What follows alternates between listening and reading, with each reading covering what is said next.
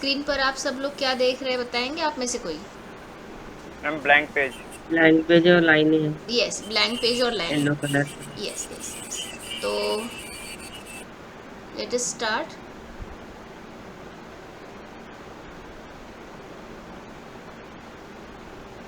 सबसे पहले हम लोग पढ़ते हैं रेफरेंस के बारे में। रेफरेंस को हम संदर्भ भी बोलते हैं। Yes ma'am. तो जी मैम। ये जो रेफरेंस है, इस रेफरेंस के बारे में आप लोगों ने अच्छी खासी चर्चा की और बढ़िया से बताया मुझे। अब क्या है कि इसे और हमें समझना है तो हमें कुछ प्रॉपर डेफिनेशंस के द्वारा समझना पड़ेगा। आपने उसके टाइप्स भी बताए, वेरिएबल रेफरेंस, कांस्टेंट रेफरेंस, ठीक है। तो रेफरेंस को हम क्या बोलेंगे? रेफरेंस को मैं इस तरीके से यहाँ लिखूंगी, reference of a word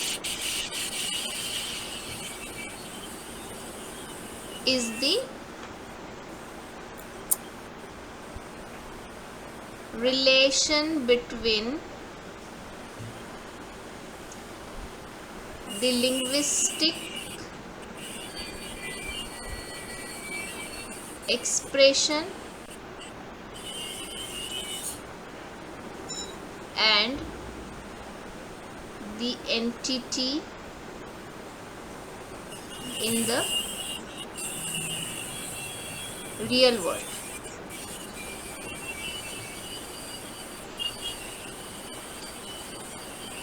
To which it is referred. हाँ, अब यहाँ पर जो मैंने लिखा हुआ है इसमें से आपको तो समझ में आ गया है कि what exactly reference is. तो reference of a word is the relation between the linguistic expression and the entity in the real world to which it is referred. अब यहाँ मैं ये बोल सकती हूँ कि कोई भी वर्ड अगर मान लो कोई रियल वर्ड की एंटिटी को रेफ़र करता है या फिर कोई लिंग्विस्टिक रेफरेंस कोई रियल वर्ड की एंटिटी को रेफ़र करता है तो हम बोल सकते हैं कि ये उसका रेफरेंस है। अब ये उसका रेफरेंस है, ये कैसे हम लोग लेंगे? देखो, मैं यहाँ बोल रही हूँ महात्मा गांधी।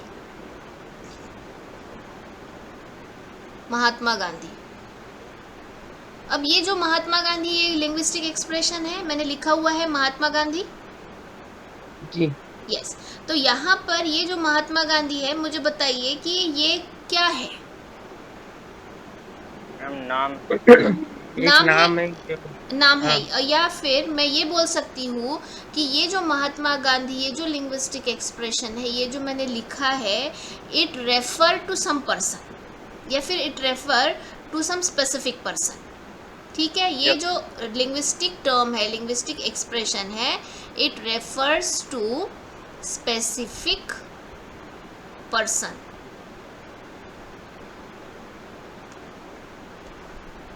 अब अगर वैसे ही मैं यहाँ पर लिखती हूँ बराक ओबामा,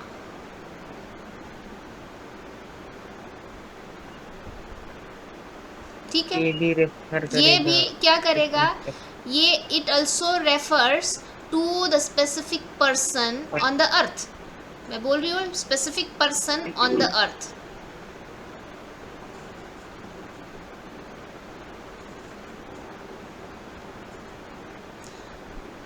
अगर यहाँ मैं ये कह रही हूँ कि चेतन,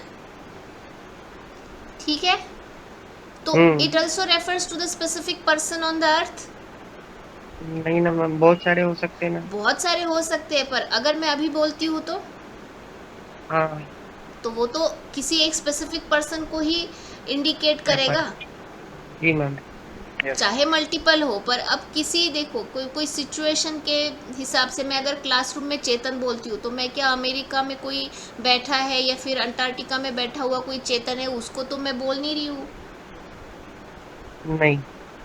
तो क्या होता है ना कि सिमेंटिक्स में ये सिचुएशन, लोकेशन, ये सारी बातें भी आती है, तो उसके बारे में हम देखेंगे होपफुली।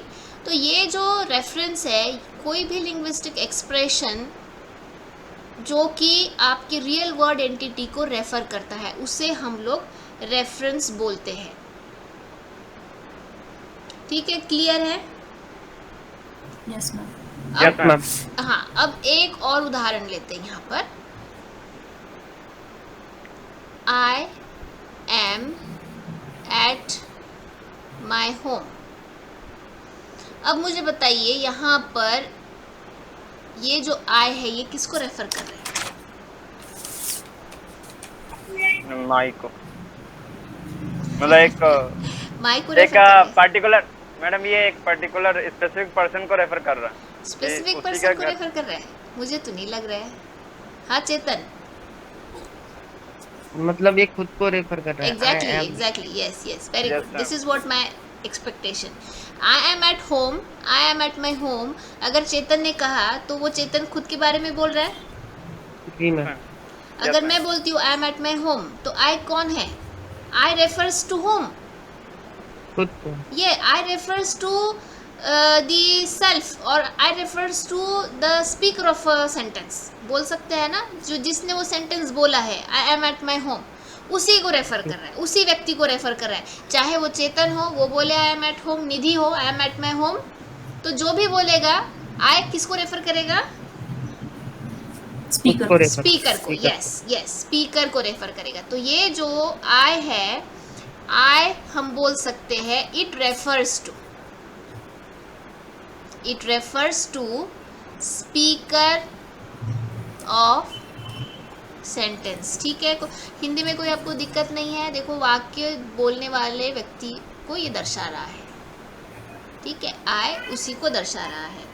अब यहाँ पर ये जो है दूसरा टर्म माई होम, अब माई होम किसको दर्शा रहा है बताइए? तो सेल्फ को भी दर्शाएगा क्योंकि उसका खुद का घर है ना।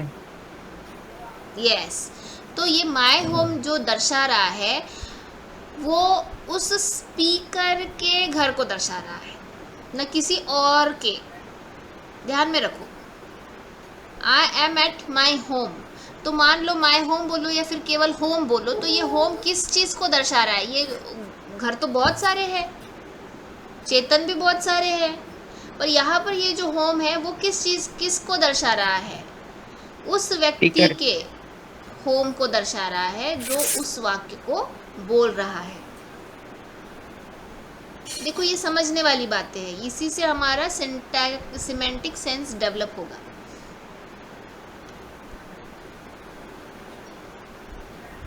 ठीक है, ये हो गया, कंफ्यूजन नहीं है इसमें रेफरेंस में? नहीं। Yes, ma'am. अब यहाँ पर इसके ठीक विपरीत हम बात करते हैं सेंस की। हम बात करेंगे अभी सेंस की। तो देखो, सेंस के बारे में हम लोग जैसे यहाँ चर्चा करने ही वाले हैं, पर फिर भी मैं फिर से एक बार टर्न करूँगी रेफरेंस की तरफ। मुझे एक बात और बताइएगा कि रेफरेंस जो है वो क्या रियल वर्ड एंटिटी ही रहना ज़रूरी है क्या? यहाँ पर तो लिखा हुआ है भाई, रियल वर्ड एंटिटी ही रहना ज़रूरी है। हाँ, अच्छा, तो देखो, रेफरेंस में और एक बातें ऐसी है कि रेफरेंस कैन बी फिजिकल और रेफरेंस कैन बी इमेजिनरी। मतलब ये कैसे? रेफरेंस कैन बी फिजिकल और रेफरेंस कैन बी इमेजिनरी, ये मैं क्यों बोल रही हूँ, इसके पीछे एक रीज़न है। देखो, आपने कभी ये किया होगा, नाम सुना होगा यूनिकॉर्न। हाँ मैम, एक सिंग वाला घोड़ा। एक सिंग वाला घोड़ा है, कभी देखा है आपने? नहीं। Very good. अब आप इनको देखे हैं, कभी मिले हैं? Santa clause. हाँ, नहीं। Yes, ma'am. अब अपने जो इंडियन माइथोलॉजिकल कैरेक्टर है, सारे के सारे कई बार बोला जाता है कि इमेजिनरी है। यस। तो हम बोल सकते हैं कि जो रेफरेंस होता है वो एक तो फिजिकल होता है या फिर इमेजिनरी भी हो सकता है। ये सिर्फ मतलब मैं एक पॉइंट के तौर पर बता रही हूँ। It can be physically exist और इट कैन बी इमेजिनरी, काल्पनिक भी हो सकता है या फिर वास्तविक भी हो सकता है। तो चलो फिर से अभी ये डिस्कशन जो था हमारा सेंस का वो करते हैं। सेंस जो आपने बताया, आप लोगों ने सेंस बताने की काफ़ी कोशिश की और कोशिश आपकी काफ़ी हद तक कामयाब भी रही। सेंस जो होता है it is relation to other expressions in the language system. मैं यहाँ आपके सुविधा के लिए लिख रही हूँ, सेंस जो है is defined as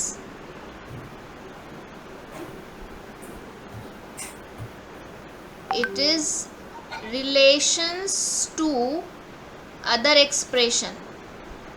other expression मतलब वो कौन से होंगे? लिंग्विस्टिक एक्सप्रेशंस, ध्यान में रखो। To other expression in the language system. अब ये जो लिंग्विस्टिक सिस्टम है या फिर लैंग्वेज सिस्टम है, इसमें हम लोग सेंस को अभी एक उदाहरण के द्वारा समझते तो आपको बहुत आसानी से समझ में आ जाएगा। अब यहाँ पे हमने लिया था उदाहरण एक महात्मा गांधी, दूसरा लिया था बराक ओबामा। इसी उदाहरण को हम लोग कंटिन्यू करेंगे। अब ये जो बराक ओबामा है, इस बराक ओबामा को क्या मैं लिख सकती हूँ अलग अलग तरीके से? अलग अलग तरीके से का मतलब ये है कि Barack Obama is president of US. मैं लिख रही हूँ यहाँ पे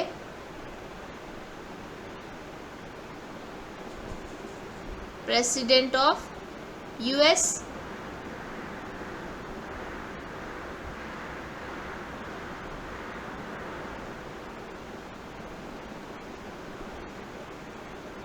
husband of Michelle Obama।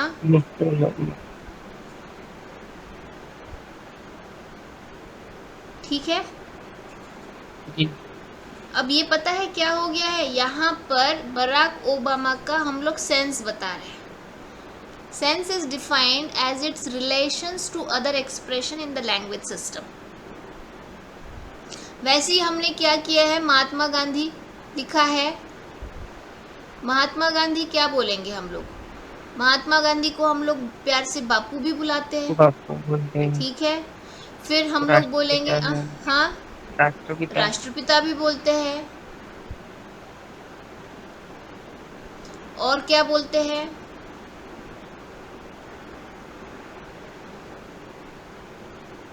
उनको सत्याग्रही भी बोल सकते, बहुत सारे सत्याग्रह उन्होंने किए हैं। और पता नहीं हम कितने टाइटल्स के साथ उनको जोड़ सकते हैं, कितने शब्दों के साथ उनको जोड़ सकते हैं। तो पता है ये जो मल्टीपल चीज़ें, मल्टीपल एक्सप्रेशंस किसको दर्शा रही है? ये किसको दर्शा रही है? महात्मा गांधी। महात्मा गांधी को दर्शा रही है। तो हम इसे बोलेंगे sense. Sense it is in relation to other expression in the language system.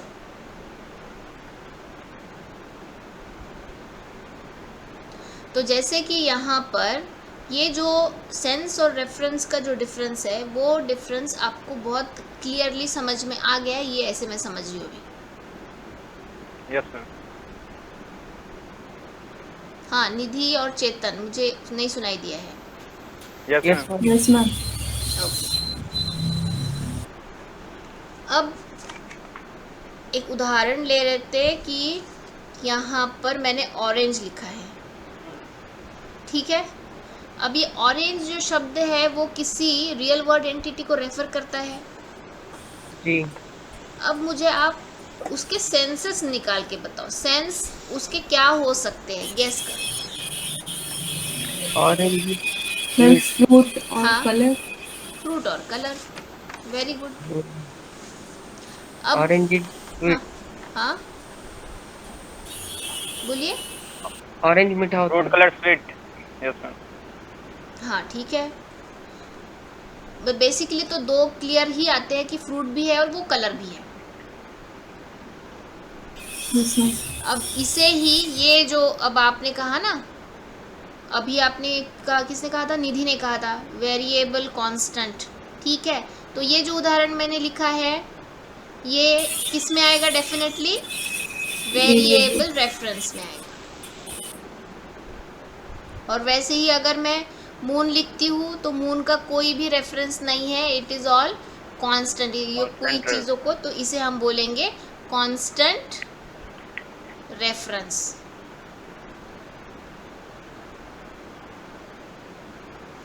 अब इन चीज़ों से एक तो एक पता चल गया है कि रेफरेंस और सेंसस में कुछ अंतर भी है। तो जैसे कि एक अंतर ऐसा है कि रेफरेंस जो होता है वो कॉन्क्रीट होता है, रेफरेंस होता है कॉन्क्रीट, पर सेंस होता है एब्स्ट्रैक्ट।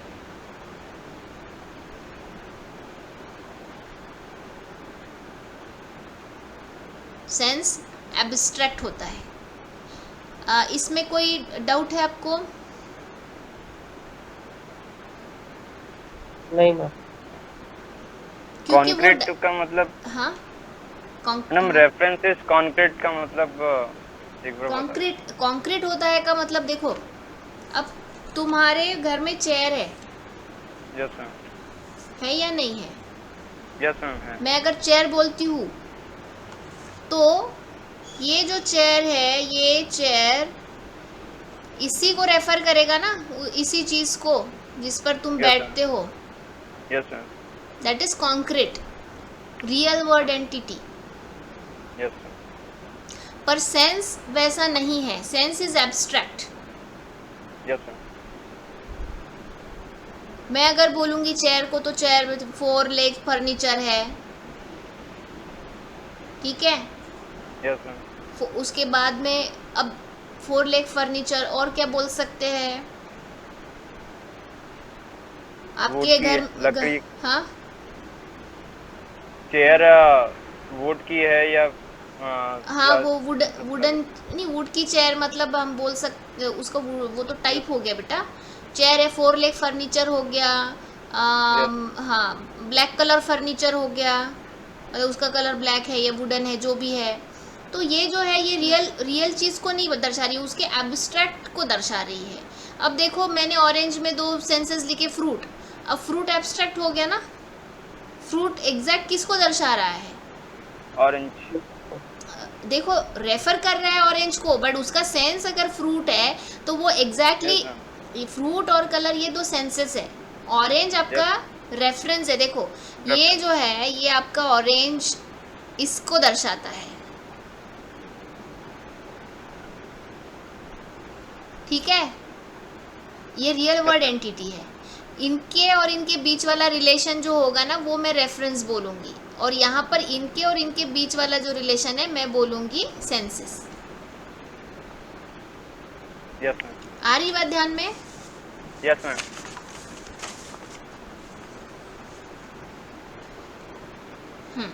चलो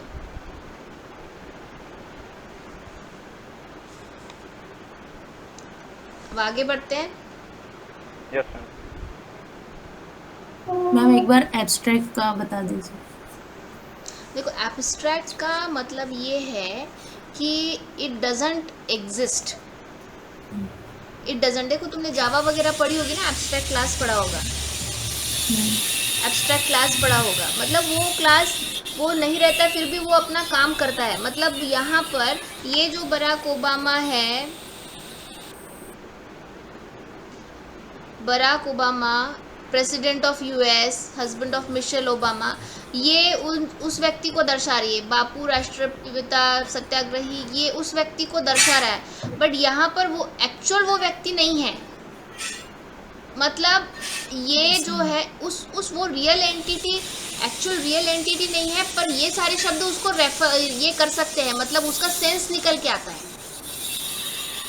यस मैम। देखो सिंपल बात है, बापू बोलते बराबर आपको फट से किसकी याद आती है? महात्मा गांधी। राष्ट्रपिता बोलते बराबर किसकी याद आती है? महात्मा गांधी। सत्याग्रही बोलते बराबर किसकी याद आएगी? महात्मा गांधी। अब ये जो देखो, और मैंने जैसे ये चेयर वाला उदाहरण लिया है ना, तो थोड़ा सा कभी कभी क्या होता है, ज़रूरी नहीं होता है कि सेंस हमेशा एग्जैक्ट भी रहे। मैंने कहा 4 लेग फर्नीचर, 4 लेग फर्नीचर के केवल चेयर ही है क्या? No ma'am. ज़रूरी नहीं है। टेबल भी है। हाँ, जब हाँ यस, मतलब और भी हो सकते हैं। अब यहाँ पर देखो कि सत्याग्रही क्या वो ही अकेले थे क्या? No ma'am. नहीं। और भी बहुत सारे लोग थे, पर वो वन ऑफ द सेंस उनके साथ में वो रिलेट होता है। यस। अब मुझे बताओ, प्रेसिडेंट ऑफ यूएस के केवल बराक ओबामा ही थे?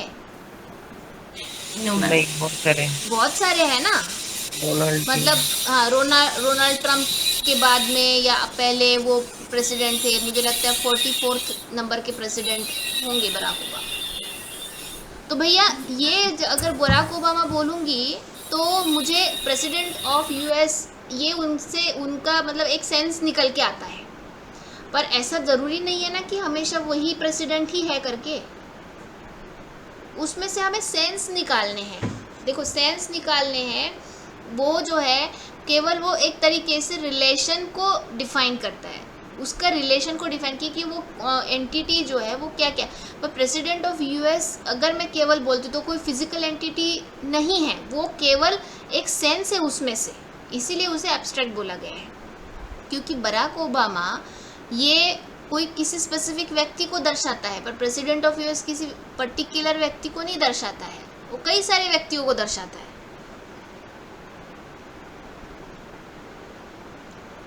जी मैम। जी आ रही है निधि बात को? आप कोशिश करो समझने की। यस। ध्यान में आ रहा है कि क्या है एग्जैक्टली? अब ऐसे देखो, ऐसे कई सारे हम लोग उदाहरण दे सकते हैं, कई सारे। मतलब आप ये सोचेंगे कि भैया ये जो है देखो, मैं सिर्फ लिखती हूँ महात्मा गांधी विश्वविद्यालय, महात्मा गांधी अंतर्राष्ट्रीय हिंदी विश्वविद्यालय। अब फट से क्या है, जैसे मैं ये बोलती हूँ तो ये एक रियल वर्ड एंटिटी को दर्शाता है विश्वविद्यालय, ये यूनिक है, वही है। Yes ma'am. पर अब मैं जैसे ही पता करती हूँ कि उसके सेंसेस क्या हो सकते हैं, एजुकेशन इन हिंदी उसका एक सेंस हो सकता है, running 22 departments, institute which is running 22 department, central university. अब ये जो है ना, these are all abstract thing. मतलब वो व्यक्ति देखने के तुरंत बाद आपको क्या क्या उसके बारे में सोच दिमाग में आपकी आ जाती है। अब जैसे चेयर पर बैठे हैं अभिषेक, मैंने बोला 4 लेग फर्नीचर, तो चेयर पर बैठे हैं, मैं अगर चेयर बोलती हूँ तो अभिषेक के एकदम ध्यान में आ गया या वेरी सॉफ्ट एंड स्मूथ। क्या हो गया? उससे रिलेटेड उनकी जो फीलिंग है वो एकदम उनके दिमाग में आ गई है ना। तो क्या है वो? This is all abstract things. पर वो चेयर को इंडिकेट कर रहा है नहीं कर रहा है, उनके दिमाग से सोचो, उनके मन से सोचो। तो very soft and smooth and comfortable furniture, ऐसा मैं अगर बोल दूंगी अभिषेक को तो बोलेगा ये मेरे तो घर की चेयर ही है। Yes ma'am. हाँ ऐसे ही। तो एक जो सेंस होता है वो इसलिए एब्स्ट्रैक्ट होता है कि वो इंडिकेट तो करता है उस पर्टिकुलर चीज़ को, पर उससे रिलेशन बताता है, रिलेशंस। ठीक है, defined its relation to other expression. चलो, तो मैं ये समझ रही हूँ कि आपको ये सेंस और इसके बारे में क्लियरली समझ में आ गया है। Yes ma'am. अब एक टर्म ऐसी है डिनोटेशन। डिनोटेशंस। तो डिनोटेशंस जो है वो आपकी रिलेशनशिप्स को दर्शाते हैं जो कि वर्ड मतलब लैंग्वेज और ऑब्जेक्ट के बीच में होता है। This is the relationship between word मतलब आपका जो भी भाषा है, लैंग्वेज, एंड ऑब्जेक्ट।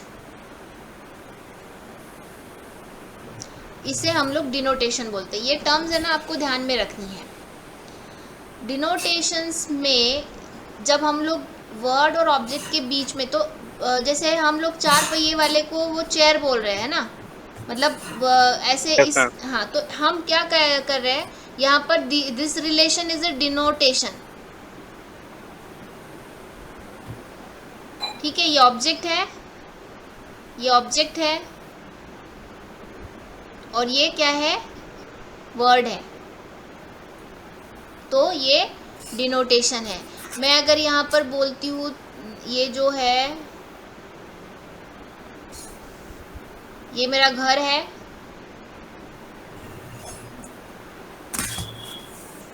तो क्या हो गया, ये माई हाउस, डिनोटेशन हो गया। The relationship between the word and object, इसमें ये जो रिलेशनशिप है इसे हम लोग डिनोटेशन कहेंगे। वैसे वेरी सिंपल कॉन्सेप्ट।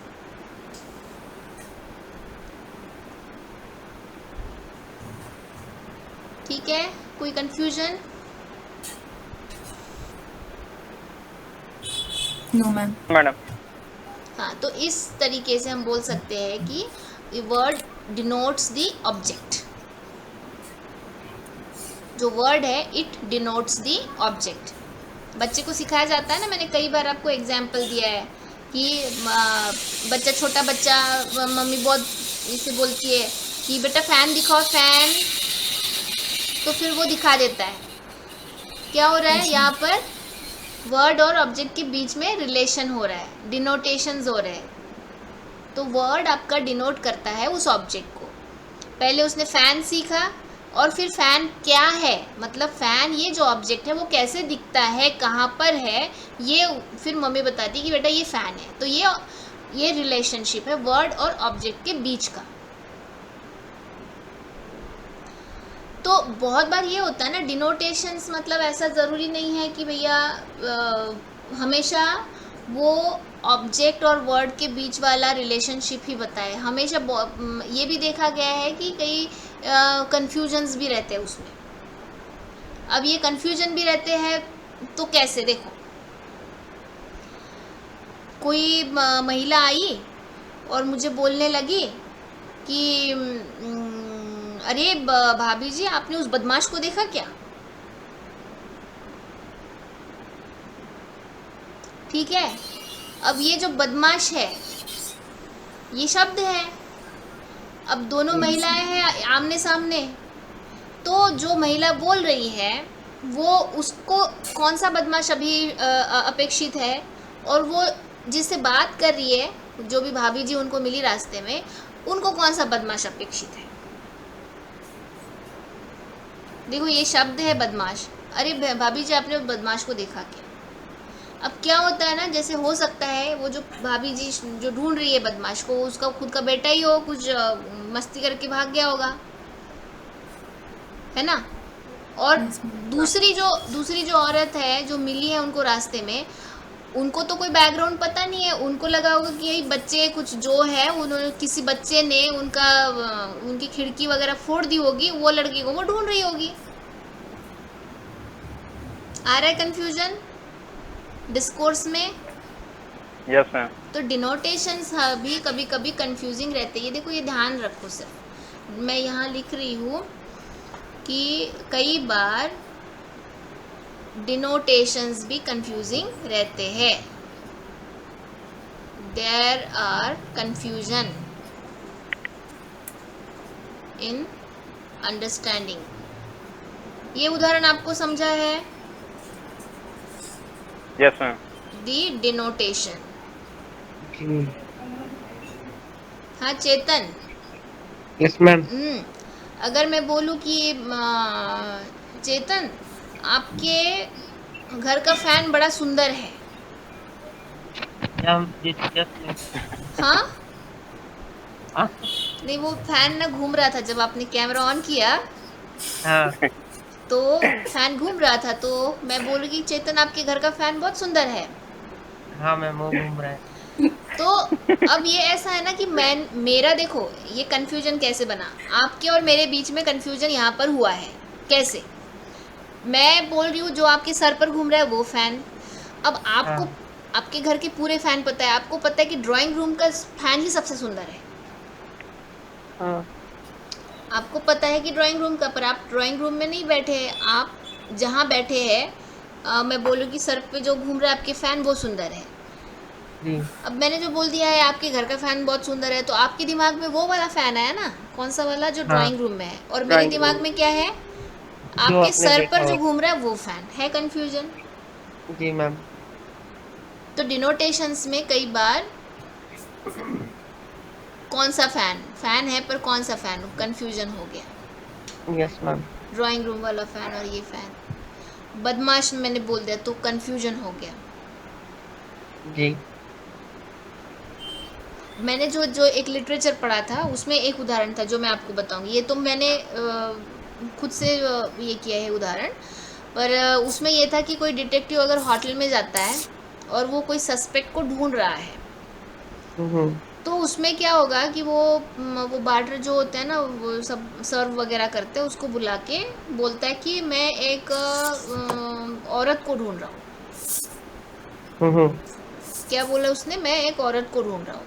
अब देखो यहाँ पर जो व्यक्ति औरत को ढूंढ रहा है, मतलब वो हम जिसे बोलेंगे ना कि क्या बोलते हैं, डिटेक्टिव है, डिटेक्टिव काइंड ऑफ व्यक्ति है जो सस्पेक्ट को ढूंढ रहा है होटल में।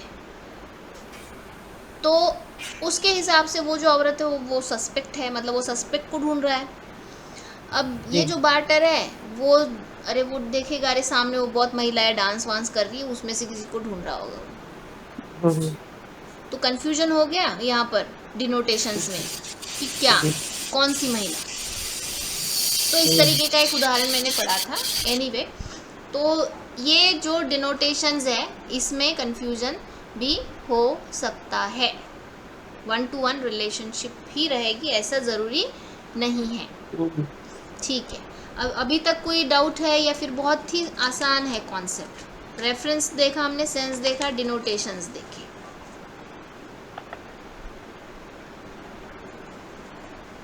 Yes ma'am. नो मैडम, अभी कोई दिक्कत। अभी कोई दिक्कत नहीं है, वेरी गुड। अब देखो और एक उदाहरण लेते हैं। हेलो। हाँ सुनाई Yes, दे sir. रहा है। देखो ये जो है वेनस, वेनस नाम का क्या है, प्लैनेट है। प्लेनेट है। Yes, ma'am. अब आपकी टेस्ट करते हैं ना जीके 8वीं 9वीं 10वीं कक्षा की, वेनस को मॉर्निंग स्टार बोलते हैं, पता है आपको?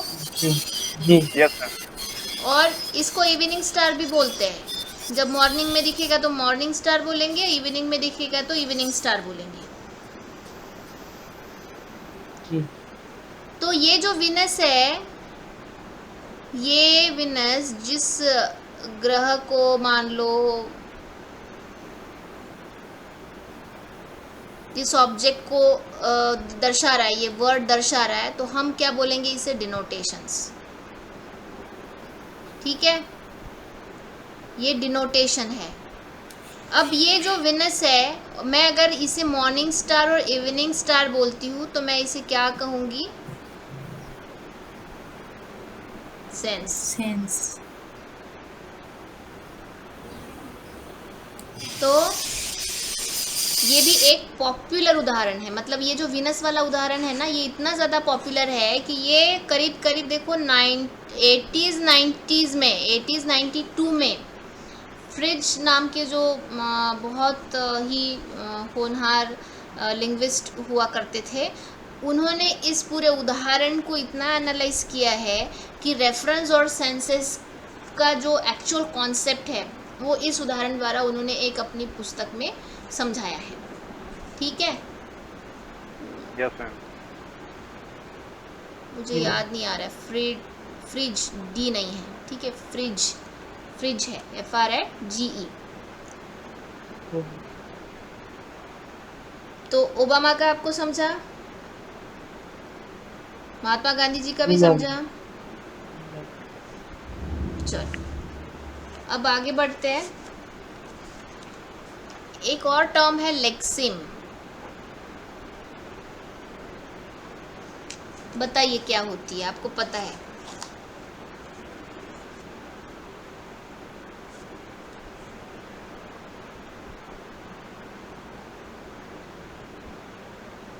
मैम लेक्सिम वर्ड की एक बेसिक यूनिट होती है जिससे और भी वर्ड्स बन सकते हैं। Very good.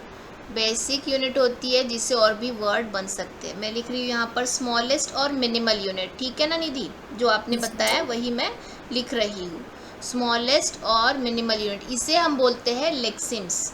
तो यहाँ पर ये जो मिनिमल या स्मॉलेस्ट यूनिट है, पर ये कैसी यूनिट है which that bears the meaning, ये ध्यान में रखना हमारे लिए ज़रूरी है। It is lexeme is the smallest minimal unit of lexicon in the language that bears the meaning।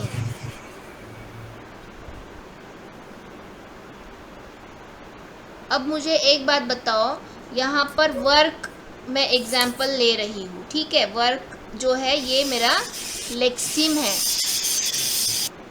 ये मेरा लेक्सिम है। अब ये जो वर्क है, इस वर्क के कई फॉर्म हो सकते हैं, पता है? बता सकेंगे आप? वर्क ये शब्द है, इसके कई फॉर्म हो सकते हैं। कौन कौन से फॉर्म हो सकते हैं? मैंने हाँ, फॉर्म मैंने कहा, फॉर्म वर्किंग। यस। अगर मैंने फॉर्म बोल दिया तो आपको फट से मॉर्फोलॉजी याद आनी चाहिए, वर्ड फॉर्मेशन याद आना चाहिए। हमने पढ़ा है ना वर्ड फॉर्मेशन। वर्क क्या है? ये जितने भी ये जितने भी फॉर्म्स है, ये सारे के सारे जो वर्ड्स है, all of these words refer to the same लेक्सिम।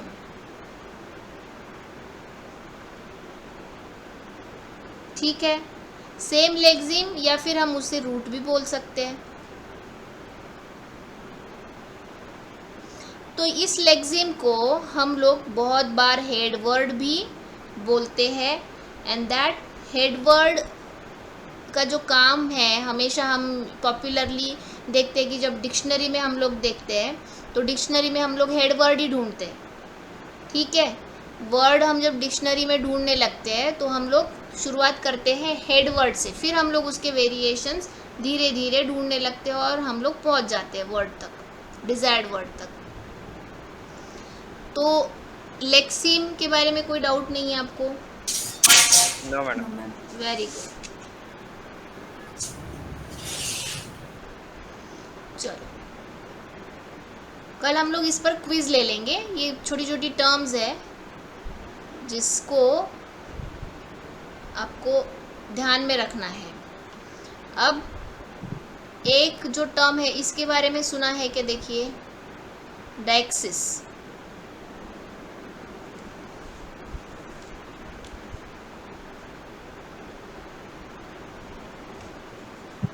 नहीं सुना। हाँ निधि, सुना है आपने? अभिषेक? मैम मतलब नहीं पता, बस इतना पता है कि इसका रिलेशन प्रैग्मेटिक से है। इसका रिलेशन प्रैग्मेटिक से है। Very good. ये आपने कहाँ पे पढ़ा या कहीं किससे सुना? मैम एक बार ही पिछले सेमेस्टर में ही ऐसे ही पढ़ते पढ़ते दिख गया था, मैंने कल खोजा नहीं, बस डेक्सिस होता है। Okay okay, deixis. Very good very good, बहुत अच्छी मेमोरी है आपकी। डैक्सिस प्रैग्मेटिक से होता है, रिलेटेड ही है वो। तो इसकी जो मैंने जो विकिपीडिया में डेफिनेशन देखी, इसे मैं यहाँ आपके संदर्भ के लिए लिख रही हूँ कि deixis it is defined as Deixis as a word or phrase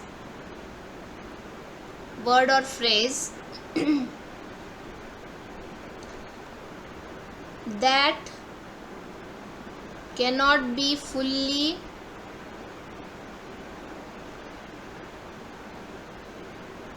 understood without additional contextual information। ठीक है, इसमें आ गया pragmatics आ गया, क्योंकि आपकी contextual information जब तक आपके पास नहीं है आप वो वर्ड को या फिर वो फ्रेज को समझ नहीं पाएंगे। तो यूजुअली क्या होता है कि ये हेलो डायक्सिस। चेतन जी। हाँ हेलो हेलो अभिषेक क्या हो गया? हेलो हाँ अभिषेक सुन रहे हैं हम लोग। हेलो निधि जी। हेलो। क्या हो गया अभिषेक को? उनका आवाज हेलो नहीं मैडम। जा रहा होगा। हाँ हाँ बेटा, आपकी आवाज आ रही है, हेलो बताइए। क्या हेलो हेलो कर रहे हो? चलो, वो कुछ तो भी प्रॉब्लम है स्पीकर का, हम लोग थोड़ा कंटिन्यू करेंगे थोड़ी देर के लिए, फिर बाद में देखते हैं। तो यहाँ पर ये डायक्सिस का मतलब है वर्ड और phrase that can not be fully understood without additional contextual information. अब ये जो इन्फॉर्मेशन है ये कंटेक्सचुअल है। कंटेक्सचुअल है मतलब वही होता है कि प्रैग्मेटिक से वो रिलेटेड है। कंटेक्सचुअल है मतलब वो सिमेंटिक से रिलेटेड है। अब ये जो डायक्सिस है इसके कई सारे प्रकार भी हैं। मतलब हम बोल सकते हैं ना टाइप्स ऑफ डायक्सिस, टाइप्स बोल सकते हैं या फिर काइंड ऑफ डायक्सिस बोल सकते हैं। तो टाइप्स में आपका बेसिकली पर्सन डायक्सिस है, प्लेस डायक्सिस है, टाइम डायक्सिस है, या फिर डिस्कोर्स भी आपका डायक्सिस आएगा। तो बेसिकली क्या होता है कि डायक्सिस जो होता है वो किस तरीके से होता है, ये एक उसके टाइप्स हम लोग धीरे धीरे देखेंगे तो आपको समझ में आ जाएगा। बेसिकली जब हम लोग पर्सन डायक्सिस की बात करते हैं तो पर्सन डायक्सिस में क्या है कि एक उदाहरण ले लेते हैं तो फिर आपको ये समझेगा कि जैसे मैं बोल रही हूँ कि I went to shopping yesterday। ठीक है, अब ये I went to shopping yesterday में पर्सन डायक्सिस मौजूद है। पर्सन डायक्सिस में क्या होता है कि आपके पर्सनल प्रोनाउन जैसे कि आई हो गया, यू हो गया, ही हो गया, शी हो गया, ये सारे जो प्रोनाउंस है ये प्रोनाउंस इन्वॉल्व होते हैं। I went to shopping yesterday, I went to shopping yesterday अगर मैंने बोल दिया तो ये आई जो है वो किसी व्यक्ति को रेफ़र कर रहा है जो ये वाक्य को बोल रहा है। अब मैं अगर बोलती हूँ यहाँ पर कि Harshlata went to shopping yesterday, तो क्या होगा? दोनों ही वाक्यों का अर्थ एक जैसा ही होगा। हेलो जी मैम। दोनों ही वाक्यों का अर्थ एक जैसा होगा। देखो आई किसको रेफर कर रहा है यहाँ पर? हर्षलता को। अगर मैं बोलती हूँ तो, अगर निधि जी। बोलती है तो निधि बोलो I went to shopping yesterday। I went to shopping yesterday। हाँ, और मैं फिर बोलती हूँ कि Nidhi went to shopping yesterday, है कुछ इन्फॉर्मेशन में कोई गड़बड़ी है? नहीं, क्योंकि वही चीज़ें मैं बता रही हूँ, तुम बोल रही हो या फिर मैं तुम्हारी जगह पे ये तुम्हारा नाम करके प्रोनाउन की जगह नाम डालकर मैं बोल रही हूँ, तो इसमें कोई भी डिफरेंस नहीं आ रहा है। पर ये जो पर्सन डायक्सिस है, ये पर्सन डायक्सिस में ये होता है कि आपका जो कंटेक्चुअल इन्फॉर्मेशन आपको जब तक पता नहीं है, कंटेक्चुअल मतलब आई कौन है ये नहीं पता है, तब तक आप इसका सिमिलैरिटी नहीं डिफाइन कर सकते। अब वैसे ही देखो प्लेस डायक्सिस, और थोड़ा सा ये अगर आपका फिर भी कंफ्यूजन है, ये प्लेस डायक्सिस में देखो क्या होता है। मैं बोल रही हूँ I am here, I am here. अब इसमें कैसा है, ये मुझे पता ही नहीं है ना हियर का मतलब क्या है। जैसे यहाँ पर आई नहीं पता था, वैसे हियर का मतलब पता नहीं है। अगर मुझे प्रॉपरली, मैं मान लो मैं मेरे ऑफिस में, मैं मेरे चेम्बर में बैठी हूँ, तो मैं क्या बोलूँगी, I am in my office. तो ये आई एम हियर बोलना क्या और आई एम इन ऑफिस बोलना क्या, समान हो गया? Yes ma'am. जी ठीक है, आ रही बात समझ में? डायक्सिस का मतलब Yes. देखो कंटेक्चुअल इन्फॉर्मेशन, अब जगह हियर क्या दर्शा रहा है, प्लेस दर्शा रहा है, पर मैं जब तक मुझे एग्जैक्ट पता नहीं है, जैसे कि यहाँ पर पर्सन में आई कौन है ये मुझे जब तक एग्जैक्ट पता नहीं होता है, तब तक मैं उसे उसकी सिमिलैरिटी नहीं प्रूव कर सकती ना। अगर आई हर्षलता नहीं है तो फिर उसको मैं नहीं बोल सकती कि सेम ही है करके, दोनों का मतलब, दोनों वाक्यों का। आई एम हियर का मतलब और I am in my office का मतलब एक समान है। ये मैं कब बोलूँगी, जब मुझे कंटेक्चुअल इन्फॉर्मेशन पता होगी तब। आ रही बात ध्यान में? Yes, ma'am. हाँ, जी जैसे मैम। कि और देखो यहाँ पर क्या लिखा है, टाइम। टाइम डायक्सिस में क्या है, टाइम डायक्सिस में वही एक एग्जांपल, ये वाला ही एग्जांपल ले लेते हैं। क्या है example, I went to shopping yesterday. देखा, I went to shopping yesterday में ये जो दिख रहा है येस्टरडे, इसकी जगह पे मैं अगर ऐसा लिख देती हूँ, I went to shopping on 30th October, same हो गया? 12 लिख देते, आज की 13 है ना। Yes ma'am. Yes, हाँ ma'am. बेटा, सेम हो गया। Yes, ma'am. I went to shopping yesterday, I went to shopping on 12th October, तो बराबर। Same हो गया. हाँ, कंटेक्स हो गया, आज की 13 है तो कल येस्टरडे का मतलब 12 है। Yes, ma'am. तो मैं I went to shopping yesterday लिखूँ या फिर I went to shopping on 12th October लिखूँ, समान है। Yes, ma'am. पर ये 12th अक्टूबर कौन से कंटेक्स्ट में है कि मुझे पता है मैं आज ये बोल रही हूँ, 13 अक्टूबर को बोल रही हूँ, तब जाके 12 अक्टूबर सही है, नहीं तो वो सही रहता क्या? No ma'am. No, madam. Yes. तो ये है आपका टाइम डायक्सिस। अब जैसे कि डिस्कोर्स डायक्सिस, और कौन सा बचा था, ये डिस्कोर्स, डिस्कोर्स डायक्सिस। अब डिस्कोर्स डायक्सिस क्या है, जैसे कि आप मान लो कोई ऐसे पढ़ रहे हैं, निबंध पढ़ते हैं ना आप, नॉवेल वगैरह पढ़ते Yes, हैं ma'am. आप, जी Yes, ma'am. और उस नॉवेल में आता है एकदम सडनली कोई वाक्य आता है कि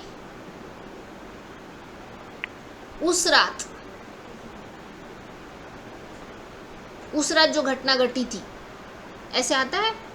अब आप ना 3 4 5 पन्ने पलट चुके हैं उसके, और आप पढ़ रहे हैं धीरे धीरे उसको, Yes, ma'am. तो अब आगे आपका उस रात जो घटना घटी थी उससे वो बहुत व्यतीत हुआ। अब ये जो है उस रात वाला क्या कॉन्सेप्ट हुई। अब अगर मैं बोलूँ उस रात, तो आपको 3 4 पन्ने के पहले जो भी आपकी कोई घटना आपने पढ़ी होगी ना, उससे वो रिलेटेड है। देखो डिस्कोर्स है यहाँ पर। अगर कोई ये बोल रहा है कि at this point of time, या फिर एट दिस पॉइंट, तो ये पॉइंट है कौन सा, मतलब 5वें पन्ने में वो वाक्य लिखा है, तो वो कौन सी घटना आके रुकी है, क्योंकि वो बोला जा रहा है एट दिस पॉइंट।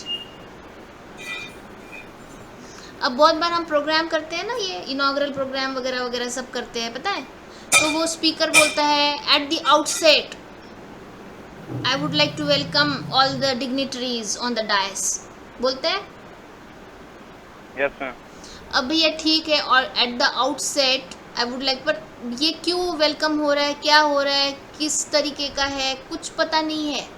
पहले वो बहुत कुछ बोल चुकी है, मतलब बहुत कुछ इन द सेंस वो इंट्रोडक्शन दे रही है प्रोग्राम का, ये today we are celebrating Mahatma Gandhi Jayanti and this and that, और ये ऐसा है, वो है, इन्होंने ये किया, फलाना किया। उसके बाद में फिर वो बोलती है at the outset I would like to welcome all the dignitaries. अरे क्यों भाई, कौन सा आउटसेट, किस प्रोग्राम का आउटसेट है ना, Yes. कंफ्यूजन है।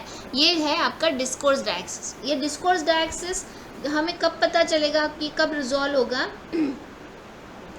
कि जब पर्टिकुलरली हमें पूरा डिस्कोर्स अगर पता है तो ही हमें वो जो शब्द आ रहा है उसका मीनिंग पता चलेगा। Yes ma'am. हाँ, अब एट द आउटसेट मतलब मैं बोलूँगी at the inaugural ceremony of, ऐसा बोलूँगी। मैं बोलूँगी अभी at the end of the programme, मैं बोलूँगी at the end of the programme, पता नहीं, पर पहले का जो डिस्कोर्स हुआ है कि प्रोग्राम कौन कौन से चीज़ों पर था, क्या था, अगर मैं बोल दूँगी वैसे तो ये सारी चीज़ें, ये सारे जो शब्द हैं ना, ये डिस्कोर्स डायक्सिस के उदाहरण हैं। आ रही बात ध्यान में? डायक्सिस का Yes, ma'am. मतलब contextual information, additional contextual information. Information. चलो, निधि क्लियर है? Yes ma'am. तो अब हम लोग यहीं पे रुकेंगे आज के लिए। रिकॉर्डिंग मैं बंद करती हूँ।